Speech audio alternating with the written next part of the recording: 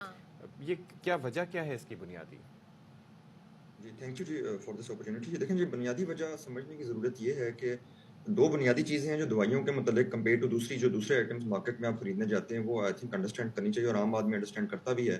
جب آپ دوائی لینے جاتے ہیں تو آپ وہی دوائی لیں گے جو آپ کو ڈاکٹر نے یا آپ کو جس بیماری کے لیے چاہیے. فار ایگزامپل اگر آپ کو پیٹ درد کی دوائی چاہیے تو آپ بخار کی دوائی نہیں لیں گے. اگر آپ کو بخار کی دوائی چاہیے تو آپ خدا نخواستہ کوئی کینسر کی دوائی کھانا شروع کر دیں گے. اگر آپ کو کینسر کی دوائی چاہیے تو آپ ہارٹ کی میڈیسن نہیں لیں گے.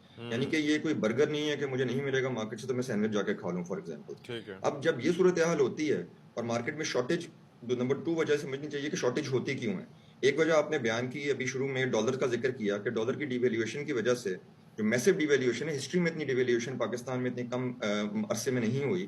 اس کے باوجود 2 سال سے جو پرائسز ہارڈ شپ کیٹیگری کی ایک لا موجود ہے پاکستان میں یہ کہتا ہے کہ جب کوئی دوائی کی کاسٹ جو ہے مینوفیکچرنگ کی وہ اس کی قیمت سے زیادہ ہو جائے تو گورنمنٹ نے ایک اصول بنایا ہوا ہے کہ اس کی وہ مرتب کرتے ہیں قیمتیں دوبارہ. وہ 2 سال سے 262 ادویات کی قیمتیں پینڈنگ پڑی ہوئی ہیں. گورنمنٹ نے ڈریپ نے جو ڈرگ ریگولیٹری اتھارٹی ہے ہماری انہوں نے اپروول دے دیا ہوا لا کے مطابق قانون کے مطابق لیکن گورنمنٹ نے ابھی تک اس کا اپروول نہیں دیا جس کی وجہ سے وہ دوائیوں کی. لیکن اس کی ریزن یہ بتائی گئی جاتی ہے جی کہ عام آدمی پہ غریب آدمی پہ بوجھ پڑے گا. اب غریب آدمی پہ بوجھ اس بات پہ زیادہ پڑ رہا ہے جو شارٹیج نہ ہونے کی وجہ سے خدا نہ خواستہ اس کو جعلی ادویات کھانی پڑ رہی ہیں یا اس کو بلیک میں خریدنی پڑ رہی ہیں یا اس پہ بوجھ تب پڑے گا کہ ایک 300 کی چیز اس کو 400 میں میسر ہو جائے اور ایٹ لیسٹ مارکیٹ میں کوالٹی ادویات ریگولر میسر ہو. میں آپ کو 3 ایگزامپل آپ کی اجازت سے دوں گا. ایک دوائی ہے فار ایگزامپل ہیپرین. یہ یوز ہوتا ہے 5 ml سولوشن بلڈ کی ٹریٹمنٹ میں اوپن ہارٹ سرجری میں یوز ہوتا ہے. اس کی قیمت جو ریکویسٹ کی گئی اور ایز پر لا ملنی چاہیے وہ 1344 روپے ہے. اس کے بدلے میں مارکیٹ میں 3 سے 4 ہزار روپے میں بلیک بھی ہو رہی ہے اسمگل ہو کے بھی بک رہی ہے کیونکہ شارٹیج ہے. اور نمبر 2 ریگولر اس کی سپلائی اویلیبل نہیں ہے جس کی وجہ سے امپورٹیڈ اور اسمگلڈ آ رہی ہیں اور وہ ڈبل قیمت پہ بک رہی ہیں. ایک اور ایگزامپل میں آپ کو دوں گا.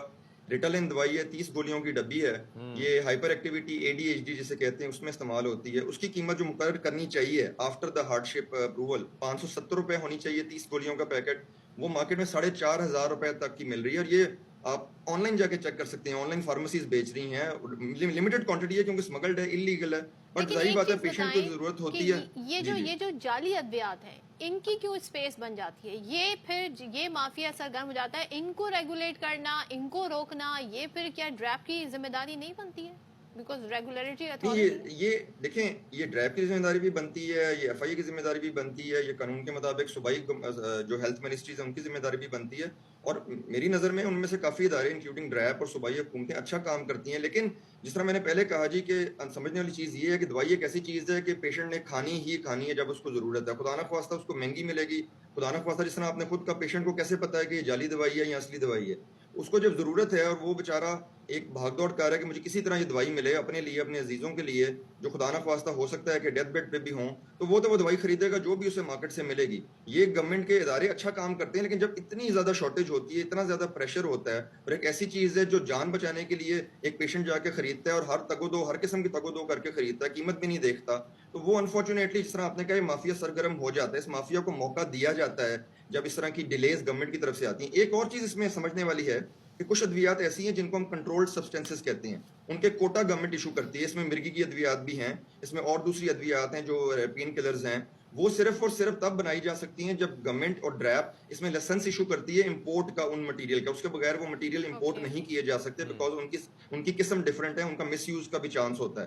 اب اس میں بھی گورنمنٹ کی طرف سے یہی ڈیلے ہوتا ہے کہ جو میٹنگز ہر مہینے ایز پر لا ہونی چاہیے وہ 6 مہینے 5 مہینے نہیں ہوتی. ظاہری بات ہے آپ نے ایک آئٹم امپورٹ کرنا ہے تو اس میں 2-3 مہینے لگ جاتے ہیں امپورٹ ہوتے ہوتے. دیکھیں پوری دنیا مارکیٹ ہے. میں تو کئی دفعہ لوگوں کو کہتا ہوں ایز این انڈسٹری ہم کہتے ہیں کہ کوئی دنیا میں سپلائر را مٹیریل کا اس چیز کا ویٹ نہیں کر رہا کہ پاکستان سے ہمیں آرڈر ملے گا تو ہم سپلائی کریں گے اور ہم بچا کے ایک مال پاکستان کے لیے رکھ لیتے ہیں. جب جس کو آرڈر ملتا ہے وہ سپلائی کر دیتے ہیں. ہم اگر اس بھول میں رہتے ہیں کہ ہماری وجہ سے دنیا رک جائے گی اور دنیا ویٹ کرتی رہے گی کہ پاکستان کو جب فارماسوٹیکل کا را مٹیریل چاہیے ہوگا تو ہم ان کے لیے ریڈی کر کے ان کو دے دیں گے تو ایسی بالکل کوئی بات نہیں ہے. لوگ 2-2 سال ایڈوانس آرڈرنگ کر رہے ہوتے ہیں 1.5 سال کے ایڈوانس آرڈر دنیا میں چل رہے ہوتے ہیں. چلیں تھینک یو سو مچ. مصباح الرحمان صاحب ہمارے ساتھ موجود تھے اور بات یہ ہے کہ یہ بڑا اٹس ویری کنسرننگ یہ بڑا پریشان کن بات ہے کہ ادویات جو ہے نہ ہونا پلس اس کے اندر اتنی ہرڈلز ہونا. اور ظاہر ہے دنیا تو چل رہی ہے وہ ہمارے انتظار میں نہیں بیٹھی تو ویل ہیو ٹو اور تھنک. اس سے زیادہ کنسرن یہ کہ جعلی ادویات لوگوں تک پہنچ رہی ہیں. وقفہ لیتے ہیں جی. بریک لیتے ہیں.